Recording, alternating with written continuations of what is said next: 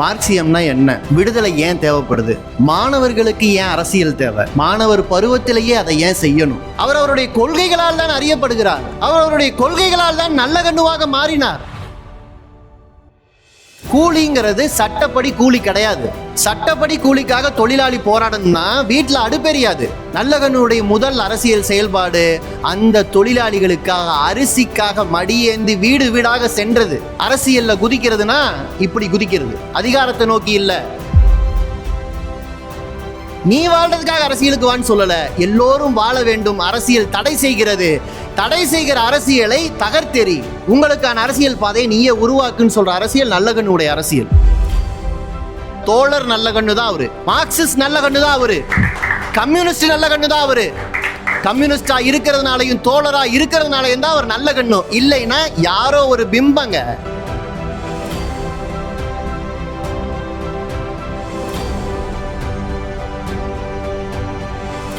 இப்போது புதிய அறிமுகம் ஆச்சி ஹோட்டல் சாம்பார் 50 கிராம் ரூபாய் 20 மட்டுமே. தோழர் நல்லகண்ணுவை பற்றி பேசணும்னு மற்றவங்க கேட்கும்போது நிறைய பேர் அவரை பார்க்கணுன்னு கேட்டு நம்மக்கிட்ட கேட்பாங்க. அந்த நேரம் தான் முதல் ஞாபகத்துக்கு வருது. எடுத்தோடனே ஃபோன் பண்ணி ஐயா நல்லகண்ணுவை பார்க்கணும் அப்படிம்பாங்க. நான் உடனே தோழர் அப்படின்னு விளக்கம் சொல்லுவேன். பொதுவாக கம்யூனிஸ்ட் இயக்கத்தில் வரக்கூடிய இளைஞர்களுக்கு தோழர்களுடைய வாழ்க்கையை சொல்லித்தர மாட்டோம். எங்களுக்கு அவங்களோட வரலாறு தெரியாது, தத்துவம் தான் சொல்லித்தருவோம். மார்க்சியம்னா என்ன? விடுதலை ஏன் தேவைப்படுது? மாணவர்களுக்கு ஏன் அரசியல் தேவை? மாணவர் பருவத்திலேயே அதை ஏன் செய்யணும்? நான் சங்கரையாவுடைய வாழ்க்கையையும் நல்லகண்ணுடைய வாழ்க்கையையும் படிச்சுட்டு கட்சிக்கு வரல. கட்சிக்கு நான் சென்னைக்கு பணியாற்றும் போது, முழு நேரமாக பணியாற்றும் போது இவங்க 2 பேரோட இறுதி நிகழ்ச்சியில் கலந்துக்கிட்ட வாய்ப்பு கிடச்சிது. என் சங்கரையா நூற்றாண்டு கண்ட மிக பெரும் தலைவர். அவரும் விடுதலை போராட்ட வீரர், கல்லூரி படிப்பை துறந்தவர். விடுதலை போராட்டம் தான் முக்கியம், பட்டமல்லன்னு சொல்லி உதறி வீசிட்டு வந்தவர். அவருக்கு தமிழ்நாடு அரசு முடிவு செஞ்சு கௌரவ டாக்டர் பட்டம் கொடுக்குறாங்க. அந்த டாக்டர் பட்டத்தில் கையெழுத்து போட முடியாதுன்னு ஒரு ஆளுநர் சொல்கிறார். தனக்கு டாக்டர் பட்டம் வேணும்னு சங்கரையா கேட்டதில்லை. அதே மாதிரி நல்லகண்ணும், நான் இந்த சென்னையில் வாழ்ந்த காலத்தில் நல்லகண்ணும் ஒரு வாடகை வீட்டில் வாழ்கிறாரு. நாங்கள் அதே டி நகரில் வெள்ளத்தில் சிக்கிட்டு இருக்கோம். வெள்ளத்தில் சிக்கிட்டு உங்களுக்கு தெரியும், செம்பரம்பாக்கம் ஏரி உடைந்த போதும் அதற்கு முன்னாலேயும் சென்னையில் வெள்ளம். எல்லோரும் வெள்ளத்தில் சிக்கியிருக்கோம். பல நேரம் இரவு ஃபோன் வரும், ட்விட்டரில் ஹேஷ்டேக் போடுவாங்க. அப்போல்லாம் சென்னை ரெயின்ஸ்ன்னு சொல்லிட்டு சிக்கிட்டு அவங்கள மீட்கிறதுக்கு போவாங்க. அதுபோல் மீட்க போன போது நல்லகண்ணு அவர்கள் மற்றவங்களை மீட்டுட்டீங்களான்னு கேட்டு தான் நான் படகுல ஏறுவேன்னு சொன்னது ஒரு மிகப்பெரிய அதிர்ச்சி, அதிசயமான விஷயம் மற்றவங்களுக்கு. நான் அப்போ தான் அவர் வீட்டுக்கு போகிறேன். நான் அதுக்கு முன்னால் வரைக்கும் அவர் வீட்டுக்கு போய் பார்க்கணுன்னு எனக்கு தோணுனதே கிடையாது. அதுக்கு பிறகு நான் வீட்டுக்கு போகிறேன். ஒரு புத்தகம் கொடுத்தாரு. அந்த புத்தகத்தை பற்றி நான் பேசியிருக்கேன். ஏன்னா பூபேஷ் குப்தான்னு ஒரு வெஸ்ட் பெங்காலை சேர்ந்த ஒரு தலைவர் தமிழ்நாட்டுக்கு ஏன் தமிழ்நாடுன்னு பேர் வைக்கணும்னு நாடாளுமன்றத்தில் ஆற்றிய உரை, அந்த உரை என்கிட்ட புத்தகமாக கொடுக்குறாரு. அதுக்கு நிறைய காரணம் இருக்குது. தமிழ்நாடு உருவாவதற்கு கம்யூனிஸ்டுகள் தான் காரணம். அதற்கு பெயர் சூட்ட வேண்டும் என்று சொல்லுவதிலும் பேசியவர் தமிழர் அல்ல. ஆனால் கம்யூனிஸ்டுகளுடைய உணர்வு எல்லா மொழியிலும் அந்த மொழிக்காரனுடைய உணர்வை சம்பந்தப்பட்டது. அதுதான் அதில் சொன்ன செய்தி.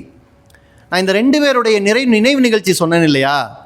இந்த 2 நினைவு நிகழ்ச்சியிலும் கடைசியாக நடக்கிறது தான் நீங்கள் ஆர்என்கேவுடைய நினைவு நிகழ்ச்சி. அதை பற்றி பேச எனக்கு இப்போ ஒரு வாய்ப்பு கிடைக்குது.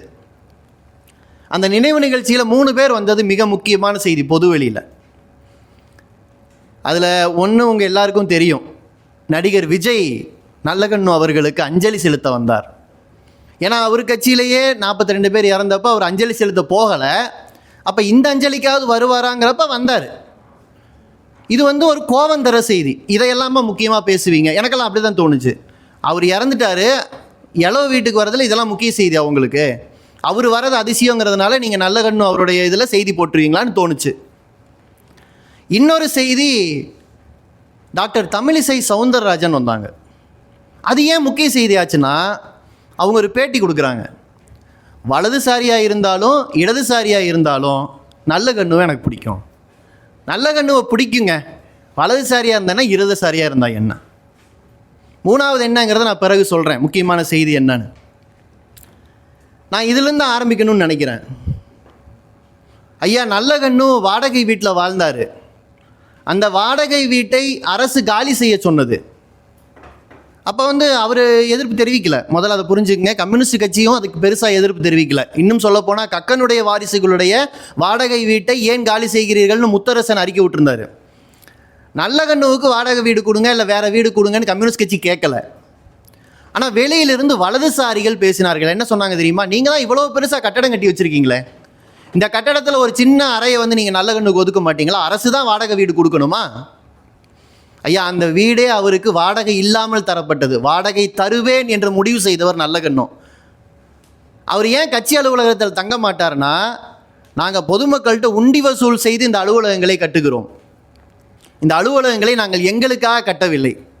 நாங்கள் வீடு இல்லாமல் இருக்கலாம், எங்களுடைய குடும்பங்கள் சிரமப்படலாம், நாங்கள் பொது நலனுக்காக கட்டுகிறோம். இது நான் வலதுசாரிகளுக்கு பதில் சொன்ன ஞாபகம் இருக்கிறதுனால, இடதுசாரியாக இருந்தானா வலதுசாரியாக இருந்தானான்னு கேட்கும்போது என்னால் அதை ஏற்றுக்க முடியலை.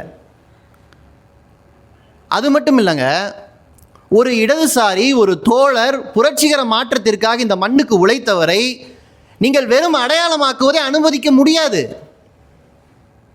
அவர் அவருடைய கொள்கைகளால் தான் அறியப்படுகிறார். அவர் அவருடைய கொள்கைகளால் தான் நல்ல கண்ணுவாக மாறினார். அவருடைய கொள்கையைத்தான் நூற்றாண்டு கடைபிடித்து அதை ஒரு செய்தியாக விட்டு சென்றிருக்கிறார். அது செருப்பு போடலை, சட்டை கிழிஞ்சிருந்தது, கையில் காசு இல்லை, அக்கௌண்ட்டில் பணம் இல்லை, அது இல்லை செய்தி. இதுவெல்லாம் உங்கள் லட்சியமா? இல்லை அரசியலில் நாம் எடுத்துக்கொள்ள வேண்டிய லட்சியம் வேறு ஏதாவது இருக்கிறதாங்கிறதா செய்தி. அரசியலில் பல பேர் குதிக்கிற காலத்தில் வாழ்ந்துக்கிட்டு இருக்கோம். அரசியலில் திடீர்னு வராங்க, அதிகாரத்தை கொடுங்க, அதுக்கு பிறகு எல்லாம் செய்வேன்றாங்க. இந்த நேரத்தில் இது முக்கியமான செய்தி இல்லைங்க. நல்ல கண்ணுங்கிறவர் ஸ்கூல் படிக்கும்போது அரசியலுக்கு வராருங்க. 12 வயசில் அவர் ஓட்டு கேட்டு அரசியலுக்கு வராரு. அதுக்கு முன்னாலேயே அந்த ஊரில் தொழிலாளி வர்க்கம் வேலை நேரத்தை ஒழுங்குபடுத்துவதற்காக போராடுது. இன்றைக்கி நம்ம பேசுகிறோம் 8 மணி நேரம் வேலை, 10 மணி நேரம் வேலைன்னு.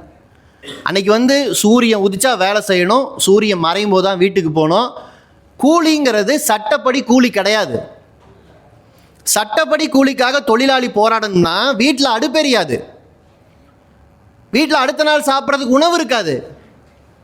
நல்லகண்ணுடைய முதல் அரசியல் செயல்பாடு அந்த தொழிலாளிகளுக்காக, அரிசிக்காக மடியேந்தி வீடு வீடாக சென்றது. அரசியலில் குதிக்கிறதுனா இப்படி குதிக்கிறது, அதிகாரத்தை நோக்கி இல்லை, சாப்பாட்டுக்கு இல்லை. ஒருத்தன் உரிமைக்கு போராடுறான்னா அவன் போராட்டத்தை நிறுத்துறதுக்கு பட்டினி போடுறாங்கன்னு சொன்னால் அந்த பட்டினியை நம்ம தடுத்தோம்னா இந்த போராட்டம் நிற்காது. இதுதான் நல்ல கண்ணு அரசியலில் குதிச்ச நிமிடம். இப்போ இப்போ அப்படியெல்லாம் குதிக்க மாட்டேங்கிறாங்க. அரசியலில் குதிக்கிறதுக்கு முன்னால் முதல்ல நல்லா பட்டு பவளமாக ரோடு போட்டு நல்ல ஏற்பாடுகளை செஞ்சால் அதுக்கு பிறகு அதில் அவரை நிறுத்தி பின்னால் ஒரு மியூசிக்கெல்லாம் கொடுத்து, நான் வெறும் நடிகர்களுக்கு மட்டும் சொல்லலை, வாரிசுகளாக வரக்கூடியவங்களுக்கு சேர்த்து சொல்கிறேன். நீங்கள் எப்படிப்பட்ட அரசியலை கட்டமைக்கிறீர்கள்? உங்களுக்கு எல்லாத்தையும் முன்னாலேயே ஏற்பாடு பண்ணி வைக்கணும். அங்கே நின்றுட்டு நீங்கள் அரசியல் பேசுவீங்க. நல்ல கண்ணு அப்படி அரசியலுக்கு வருவதற்கு மாற்றாக எதுவுமே இல்லை, உரிமைக்கான முழக்கம் மட்டும்தான் உங்ககிட்ட இருக்குன்னா அந்த முழக்கம்தான் அரசியல். அந்த முழக்கத்தை எடுத்துட்டு வா, சமுதாயம் உன்னை பார்த்துக்குன்னு சொல்கிற அரசியல் அது. சமுதாயம் உன்னை பார்த்துக்கலன்னா இந்த சமுதாயத்தை திருத்து, உன்னை பார்த்துக்கிற மாதிரி மாற்று, அதுக்காக கடைசி வரைக்கும் போராடுன்னு சொல்கிற அரசியல் இது. நீ வாழ்றதுக்காக அரசியலுக்கு வான்னு சொல்லலை, எல்லோரும் வாழ வேண்டும். அரசியல் தடை செய்கிறது, தடை செய்கிற அரசியலை தகர்த்தெறி, உங்களுக்கான அரசியல் பாதையை நீயே உருவாக்குன்னு சொல்கிற அரசியல் நல்லகண்ணுடைய அரசியல். இதிலிருந்து நீங்கள் பார்த்தீங்கன்னா தோழர் நல்ல கண்ணு தான் அவர், மார்க்சிஸ்ட் நல்ல கண்ணு தான் அவர், கம்யூனிஸ்ட் நல்ல கண்ணு தான் அவர். கம்யூனிஸ்டாக இருக்கிறதுனாலையும் தோழராக இருக்கிறதுனாலையும் தான் அவர் நல்ல கண்ணு. இல்லைன்னா யாரோ ஒரு பிம்பங்க. எத்தனை போஸ்டரில் முகங்கள் பார்க்குறோம், முகத்தை மனசில் பதிய வைக்கிறதா கஷ்டம். எத்தனை ட்ரெண்டிங் ட்விட்டரில் பார்க்குறோம், புதுசாக ஒரு ட்ரெண்டிங் உருவாக்குறதா கஷ்டம். எத்தனை சட்டங்கள், எத்தனை பெரிய பெரிய பேச்சுக்கள், எல்லாத்தையும் கொண்டு நான் தான் அதிகாரம், நானே எல்லாம் என்று சொல்லுவதற்கு கோடி கணக்கில் கொட்டி கொடுக்கறதுக்கு ஆள் இருக்கும்போது காசு இல்லை, கோடி ரூபாய் கொடுத்தாலும் வேணான்னு சொல்கிறேன். ஆனால் அவருக்கு ஒரு பிம்பம் உருவாகி இருக்கிறது, அந்த பிம்பத்தை மக்கள் உருவாக்கி இருக்கிறார்கள் என்று சொன்னால் அந்த அரசியல் மக்களிடம் வேறு பிடித்திருக்கிறது என்ற அர்த்தம். நல்லகண்ணுடைய பேட்டியை கவனிங்க. எனக்கு ஜீவானந்தத்தை பிடிக்கும்னு சொல்லுவார். நான் முதல்ல ஒரு விஷயத்த சொல்லிடுறேன். இந்த தமிழிசை சவுந்தரராஜன் வலதுசாரியா இடதுசாரியான்னு சொல்லிட்டு ட்விட்டரில் போய் நாங்கள் எவ்வளோ வித்தியாசமான கட்சி தெரியுமான்னு ஒரு பதிவு போட்டிருந்தாங்க. அதில் என்ன தெரியுமா சொல்லியிருந்தாங்க, நல்லகண்ணு மறைவுக்கு மோடி அஞ்சலி செலுத்துகிறார். மோடி அஞ்சலி எடுத்து போட்டு இந்திய கம்யூனிஸ்ட் கட்சி மார்க்சிஸ்ட்னு ஒரு கட்சி இருக்குது, அதுதான் நான் செயல்படக்கூடிய கட்சி, அந்த கட்சியை டேக் பண்ணி இந்திய கம்யூனிஸ்ட் கட்சி மார்க்சிஸ்ட் தோழர்களுக்கும் தலைவர்களுக்கும் உங்களுடைய துயரத்தில் பாருங்கள் மோடியே பங்கெடுத்துக்கிறார். ஆமாங்க, நாங்களும் துயரத்தில் இருக்கோம். ஏன்னா நல்லகண்ணன் தோழருங்கிறவர் எல்லா கம்யூனிஸ்டுகளுக்கும் தலைவர் இல்லையா, நாங்கள் துயரத்தில் இருக்கோம். ஆனால் என்ன பரிதாபம்னா சிபிஐ தோழர்களை அவங்க விட்டாங்க. நல்லகண்ணு தோழருடைய கட்சி எதுவோ அந்த கட்சி துயரத்தில் அவங்க பங்கெடுக்கலை, விட்டுட்டாங்க. அது இப்போ வரைக்கும் அவங்களுக்கு தெரியல, அவங்க அழிக்கவும் இல்லை. ஒரு மாநிலத்துக்கே கவர்னராக இருந்திருக்கீங்க, இந்த நாட்டில் ஒரு கட்சியோட தலைவராக அரசியல் நடத்தியிருக்கீங்க, இந்த நாட்டில் ஒரு மிகப்பெரிய தலைவர், உங்கள் துயரத்துக்கெல்லாம் காரணமான நல்லகண்ணு தோழர் எந்த கட்சியில் இருக்கிறாருன்னு தெரியல. இடதுசாரியா வலதுசாரியானா, வலதுசாரி அரசியலுக்கு பிம்பங்கள் போதும். அதனால தான் அது நல்லகண்ணு தோழருடைய அரசியல் என்ன, அவர் எந்த கட்சியில் இருந்தார், என்ன செயல்பட்டார் கவலைப்படாது. ஆனால் நாங்கள் ஏன் தெரியுமா நல்லகண்ணு தோழரை கொண்டாடுறோம்? இந்த இடதுசாரி அரசியல் வரலாற்றை நினைவூட்டுகிற கடமையை கொண்டது. வரலாற்றை மறப்பது மக்களின் இயல்பு. வரலாற்றை நினைவூட்டுவது மக்களுக்காக அரசியல் செய்கிற ஒவ்வொருவரின் கடமை. வரலாற்றை நீங்கள் நினைவூட்டலைன்னா வரலாற்றின் துயரங்கள் எல்லாம் மீண்டும் நடக்கும். அந்த துயரங்களை எல்லாம் மீண்டும் அனுபவிக்க வேண்டியது நம்மை போன்றவர்கள் தான். அதனால தான் இடதுசாரிகளாக நாங்கள் சொல்லுகிறோம், நல்லகண்ணு யார் என்று பேசுங்கள், அவருடைய அரசியல் என்னவென்று பேசுங்கள். ஒரு மார்க்சிஸ்ட் ஆகிய எனக்கு பங்காளியாக காட்டப்பட்ட சமுதாயத்தில் நீங்கள் சொல்கிற வேறு ஒரு கட்சி, நாங்கள் எப்போவுமே அவங்கக்கிட்ட மோதிட்டு இருப்போம்னு சொல்கிற கட்சி, அந்த கட்சியின் ஒரு மாபெரும் தலைவர் ஏன் தாக்கம் செலுத்துகிறார்? ஏன்னா நல்லகண்ணு அரசியலுக்கு வந்த காலத்தில் அரசியல்னு ஒன்றை இந்த நாட்டு மக்களுக்கு யாருமே தரலை. அன்றைக்கு தேர்தலில் நிற்பதற்கு நீதி கட்சிக்கும் காங்கிரஸ் கட்சிக்கும் வாய்ப்பு இருக்குது. ஆனால் யார் நிற்கலாங்கிறதையும் யார் வேட்பாளருக்கு வாக்களிக்கலாங்கிறதையும் அவருக்கு சொத்து இருக்கா நிலம் இருக்காங்கிறத வச்சு தான் முடிவு பண்ணாங்க. நல்லகண்ணு காங்கிரஸ் கட்சியில் சேர்ந்தாருங்க. காங்கிரஸ் கட்சியுடைய வேட்பாளருக்காக ஓட்டு கேட்டு இருக்கிறார். மஞ்சப்பெட்டியில் ஓட்டு போடுங்கன்னு சொல்லி பெட்டிக்காக ஓட்டு கேட்டு இருக்கிறார். ஆனால் அவருக்கு கொடுத்த பேட்டி என்ன தெரியுமா? நாங்கள் போய் ஓட்டு கேட்போம், நாங்கள் போட முடியாது, நாங்கள் ஓட்டு போட முடியாது, ஆனால் விடுதலைக்காக ஒரு கட்சி நிற்குது, அரசியலில் பங்கெடுக்கிறது. அப்போ என்ன? மக்களிடம் போய் மக்களிடம் நமக்கான அரசியலை கட்டமைக்கிறதுக்காக பேசுறது. அதிகாரம் இல்லை, அதிகாரம் நமக்கு எதையெல்லாம் தரம் இருக்கிறதோ அதை பேசுவது. இப்படி பேசின நல்லகண்ணு வாழ்ந்த காலத்தில் அவர் காங்கிரஸ் இயக்கத்தில் இருக்கிறாரு.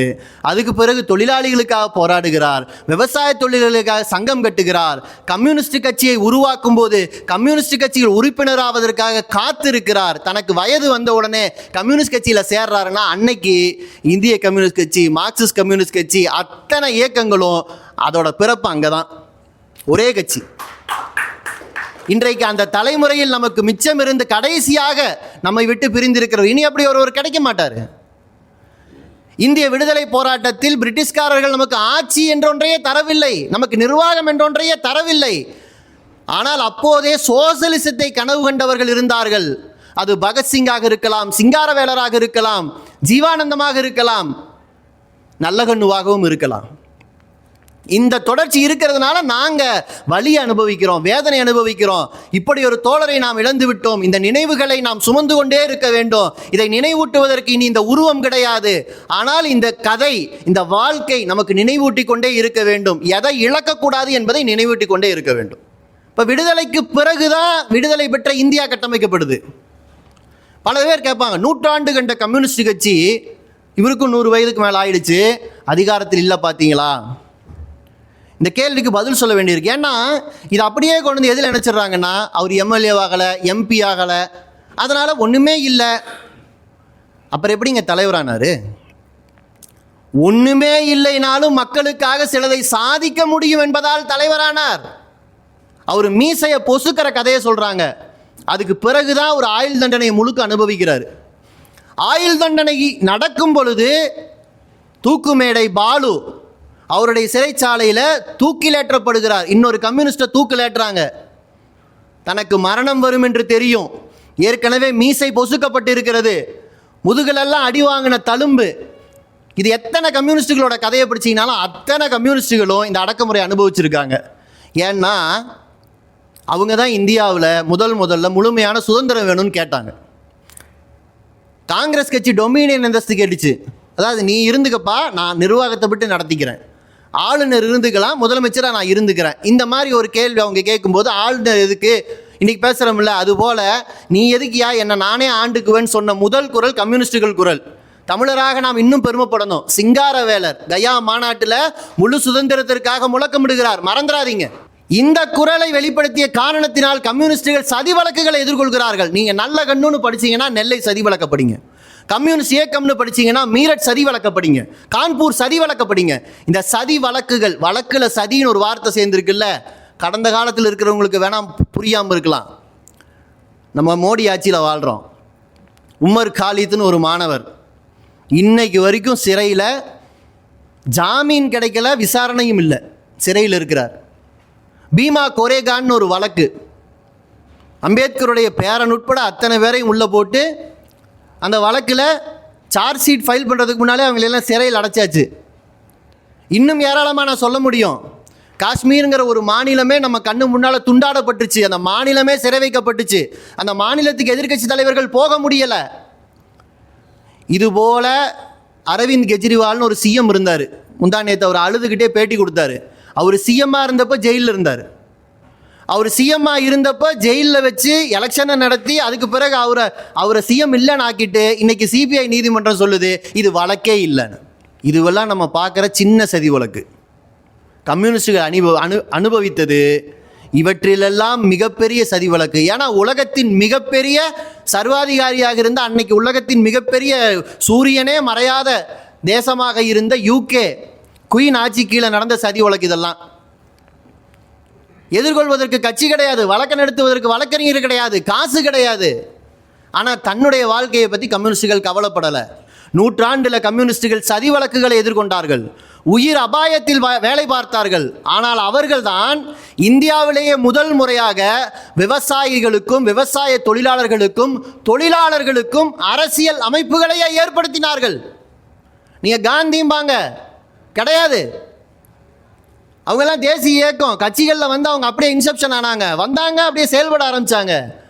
கிராமமாக போய் மெம்பர்ஷிப் போட்டு விவசாயிக்கும் விவசாய தொழிலாளிக்கும் இன்னும் பல, இது வரைக்கும் அந்த பக்கம் சங்கமே, பழங்குடி மக்களுக்கு அரசியல்னு ஒன்றே இல்லாதப்போ உயிரை கொடுத்து அந்த அமைப்புகளை கட்டின மிகப்பெரிய வரலாறு உண்டு. கோதாவரி பாரலேக்கரை பற்றி படிங்க. இல்லாதப்போ உருவாக்குனாங்கய்யா. அதுக்கு பிறகுதான் நம்ம நாடாளுமன்ற ஜனநாயகத்துக்குள்ளே வரோம். நாடாளுமன்ற ஜனநாயகம் வரும் பொழுது கம்யூனிஸ்டுகளுக்கு இருக்கிற மிகப்பெரிய முரண்பாடு என்னென்னா, இந்த ஜனநாயகத்தை முழுமையாக ஏற்பதா அல்லது புரட்சிகர மாற்றத்தை நோக்கி போகிறதா. யாருக்காக இந்த நாடாளுமன்றத்துக்குள்ளே எவ்வளவு சீட்டுங்கிற எண்ணிக்கைக்குள்ளே அவங்க இருந்தாங்க? யாருக்காக முழுமையான ஜனநாயகம்? பகத்சிங்குடைய மரணம் யாருக்காக நடந்தது? 23 வயசு இல்லையா? பாலு கழுகிற குழந்தை இருக்கக்கூடாது, வேலைக்கு இயங்குகிற இளைஞன் இருக்கக்கூடாது. சிறைச்சாலையில் எதற்காக அவர் கடைசியாக படிக்கிற புத்தகம் அரசும் புரட்சியும்னு தேர்வு செய்கிறாரு? அந்த புத்தகத்தை எடுத்து படிங்க. கம்யூனிஸ்டுகள் அரசை என்னவென்று பார்க்கிறார்கள்னு புரியும், புரட்சி என்றால் என்னவென்று புரியும். புரட்சி தான் மக்களுக்கு அதிகாரத்தை கொண்டு வந்து சேர்க்கும். நம்ம அதிகாரத்துக்கு போகிறதுக்கு வழியில் புரட்சி தலைவர், புரட்சி தலைவி, புரட்சி தமிழர் எல்லாம் முதலமைச்சராகிறதுக்கு பட்டமாக்கிட்டாங்க. ஆனால் புரட்சினா அதிகாரத்தை கொண்டு வந்து நம்ம தெருவில் சேர்க்கிறது. இந்த நல்ல கண்ணு செயல்பட்ட கட்சியும் இடதுசாரி கட்சிகளும் சேர்ந்து கூட்டணியாக 3 மாநிலத்தில் ஆட்சிகளை வழிநடத்தி இருக்கிறார்கள். இன்றைக்கும் கேரளத்தில் இந்த கட்சிகள் ஆட்சி நடத்தி கொண்டு இருக்கிறது. உள்ளாட்சி நிர்வாகம்னா எப்படி இருக்கணும்னு போய் அந்த உள்ளாட்சிகளை பாருங்க. இன்றைக்கு இணையதளம் அடிப்படை உரிமை என்று அறிவிக்கிற ஒரு தைரியமுள்ள, ஒரு வாய்ப்புள்ள ஒரு மாநிலம் இருக்கிறது என்று சொன்னால் அது கேரளம். அது கேரளம் மலையாளிகள் மாநிலங்கிறதுக்காக சொல்லலை. இளையதளம் அடிப்படை உரிமை என்று இந்தியா முழுவதும் அறிவிக்கப்பட வேண்டும். ஆனால் இருக்கிற பிஎஸ்என்எல் தனியாருக்கு தார பார்த்துட்டு ஜியோ கிட்ட கையேந்தி நிற்கிற இந்த உலகத்தில் ஒரு மாநிலம் தனக்கென்று ஒரு இணையதள கட்டமைப்பை ஏற்படுத்தி மக்களுக்கு ஒவ்வொரு கிராமத்துக்கும் ஒவ்வொரு பழங்குடி கிராமத்துக்கும் இணையதளத்தை கொண்டு போய் சேர்த்துட்டு அப்புறம் அறிவிக்குது அனைவருக்கும் அடிப்படை உரிமைன்னு. இது நல்லகண்ணு கட்சி செஞ்ச சாதனை. இப்போ நல்லகண்ணு அதிகாரத்தை விட்டு விலகி நின்னாரா? அதிகாரத்தை எல்லாரும் கொண்டு போய் சேர்க்கணும், அதுக்கான அரசியல் வேணும்னு நின்னாரா? நீங்கள் யோசிச்சு பாருங்க. இப்போ நாம் அரசியலை யாருக்காக கட்டமைக்கிறோம் என்பதில் தான் நாம் வேறுபடுகிறோமே தவிர, அதிகாரத்தை யாருக்காக கொண்டு போய் சேர்க்க வேண்டும் என்பதில் தான் நாம் வேறுபடுகிறோமே தவிர, அரசியலில் துறவரம் போகிறது எல்லாம் இருந்தாலும் காலில் பேட்டா செப்பல். இப்போ நிறைய எளிமையானவர்கள் உண்டு இல்லையா? நீங்கள் பார்த்ததில்ல? சினிமாவில் எல்லாத்தையும் போட்டுட்டு நடிச்சுட்டு பர்சனலாக வீட்டில் இருக்கும்போது எல்லாரும் பர்முடாஸ் போட்டு தான் உட்காருவாங்க. பர்முடாஸ் போட்டு உட்கார்றது எளிமை தானே தமிழ்நாட்டில்? அந்த எளிமை போதும்னா அந்த எளிமை எல்லாருமே பண்ணலாமேங்க. அது இல்லையே நல்லகண்ணு கஷ்டப்பட்டது. நீங்கள் எல்லாருக்கும் கிடைக்கிறத எனக்கும் நான் அனுபவிச்சுக்கிறேங்கிறது தானேங்க சரியாக இருக்கும். அந்த அளவில் நின்னார் அவர். இப்போ அவர் தோளில் சிவப்பு துண்டு போட்டிருக்காரு. ஏன்?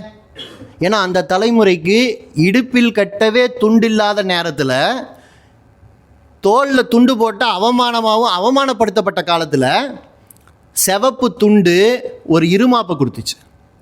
அவங்க அதை போட்டுக்கிட்டாங்க. நம்ம காலத்தில் அந்த அடையாளங்களையெல்லாம் திறந்து சாதாரண மனிதனாக ஒரு அரசியல்வாதி நடக்க வேண்டிய கட்டாயம் இருக்குது. அரசியல்வாதினாலே பகட்டு, அரசியல்வாதினாலே பந்தா. அதனால் நல்லகண்ணு போன்றவர்கள் எளிமை என்பதற்கு ஒரு இலக்கணம் வகுக்க வேண்டியிருந்தது. வேற காரணத்தினால அவங்க அப்படி இல்லை. அதெல்லாம் இல்லையா? அரசியல்னா மக்களுக்கு கொண்டு போய் அதிகாரத்தை சேர்ப்பது என்று சொல்லுவதற்கே ஒரு தோற்றம் தேவைப்படுகிறது. அந்த தோற்றம் உறுத்தாமல் இருக்கிறது தான், வேற ஒன்றும் இல்லை. அதுக்கு நீங்கள் மெனக்கட வேண்டாம். சாதாரண மனிதர்கள் எப்படி இருப்பாங்களோ அப்படி இருங்க. உங்கள் குரல்லையும் உங்கள் கருத்திலையும் வெளிப்பட்டால் போதும் உங்கள் அரசியல். இப்போ நல்லகண்ணு என்பவரை நாம் இழந்து நிற்கிறோம். அவர் இல்லை. ஆனால் அவர் இல்லை என்பது நமக்கு கண்ணீரை கொண்டு வரவில்லை, நமக்கு ஒரு இருமாப்பை கொண்டு வருகிறது. ஏன் தெரியுமா? அவர் மரணம் அடையும் பொழுது தமிழ்நாடே அவரை தவிர்க்க முடியாமல் கொண்டாடுகிறது. சாதாரண மனிதர்கள் தன்னில் ஒருவனை இழந்து விட்டதாக கருதுகிறார்கள். காரணம் என்னென்னா, இந்த நாட்டில் 8 மணி நேரம் வேலை வேணும்னு சொல்லும்போது 8 மணி நேரம் வேலைக்காக ஒருத்தர் போராடுறார். சாதாரண கூலி கிடைக்கல, கூலிக்கு சட்டம் வேணும் போது பண்ணையால் கூலி சட்டத்திற்காக ஒருத்தர் போராடுறார். இதெல்லாம் நடந்து முடிஞ்சு ஜனநாயக போராட்டம் நடக்குது, அரசியல் போராட்டம் நடக்குது. இந்த எல்லா போராட்டத்தில் இருந்துட்டு தமிழ்நாட்டில் ஒரு முக்கியமான குவாலிட்டேட்டிவ் சேஞ்ச் நடந்திருக்கு. நீங்கள் அதை மறந்துடாதீங்க. இந்தியாவில் இருக்கிற எல்லா மாநிலங்களும் இன்றைக்கும் உணவுக்கும் பட்டினியை ஒழிப்பதற்கும் போராடுகிற பொழுது, தமிழ்நாட்டில் நாம் வரலாறு காணாத ஒரு போராட்டத்தை ஸ்டெர்லைட் மண்ணில் நடத்தணும், மறந்துடாதீங்க. 1 லட்சக்கணக்கான பேர் கூடி நூற்றுக்கணக்கான நாட்கள் நடத்திய போராட்டம் சுற்றுப்புற சூழலை பாதுகாப்பதற்கானது. உலகத்தில் பல நாடுகளில் சுற்றுப்புற சூழலை பற்றி நிறைய பேசுகிறாங்க. அங்கே கிரீன் பார்ட்டிஸ் வந்திருக்கு. ஆனால் இந்தியாவில் யோசிச்சு பாருங்கள், கனிம வளங்களை எடுத்தால் அவன் தான் மிகப்பெரிய திறமைக்காரன். கனிம வளங்களை கொள்ளையடித்து பொது சொத்துக்களை அப்படியே கைமாற்றி பொதுத்துறைகளை அப்படியே விலைக்கு வாங்கிட்டு தன்னுடைய சொத்தாக மாற்றி தன்னோட பேங்க் பேலன்ஸாக காட்டி உலக பணக்காரர் பட்டியலில் ஒருத்தரை இடம் பெற்றாங்கன்னா அவங்க மிகப்பெரிய ஜாம்பவான்கள்.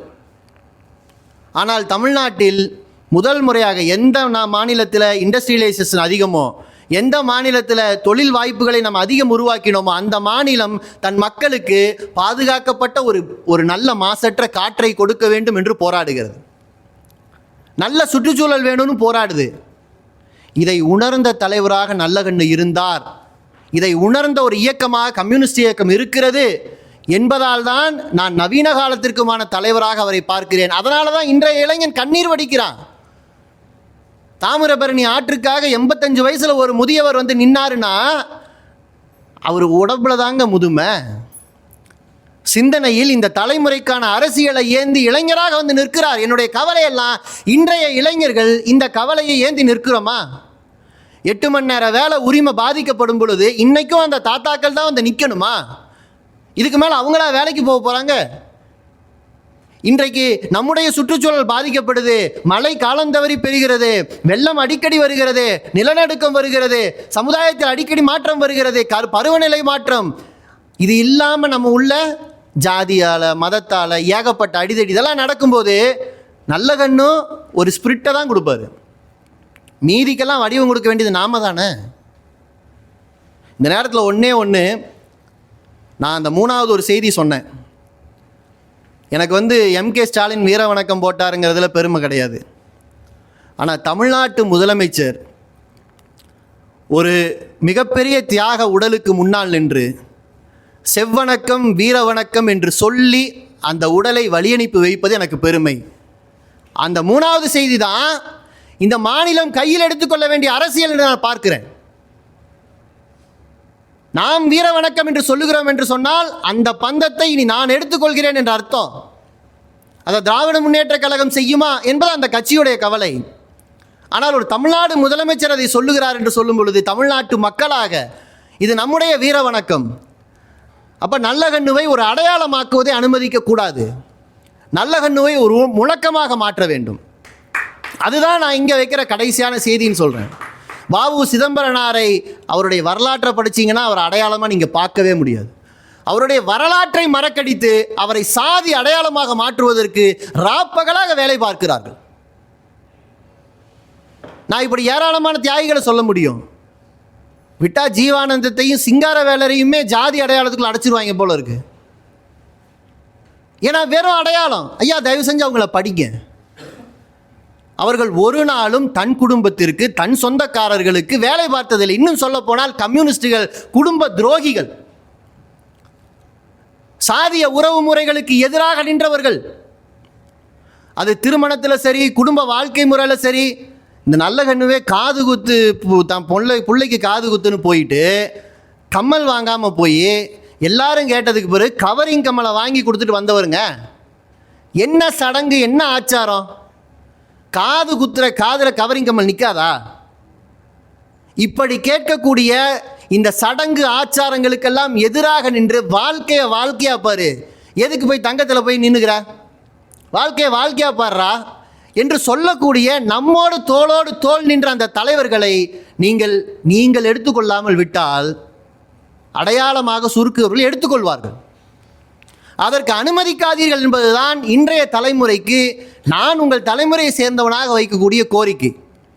அந்த அடிப்படையில் நாம் ஒரு வீர வணக்கம் செலுத்தி தோழர் நல்லகண்ணுவை தோழர் நல்லகண்ணுவாக பாதுகாப்போம்.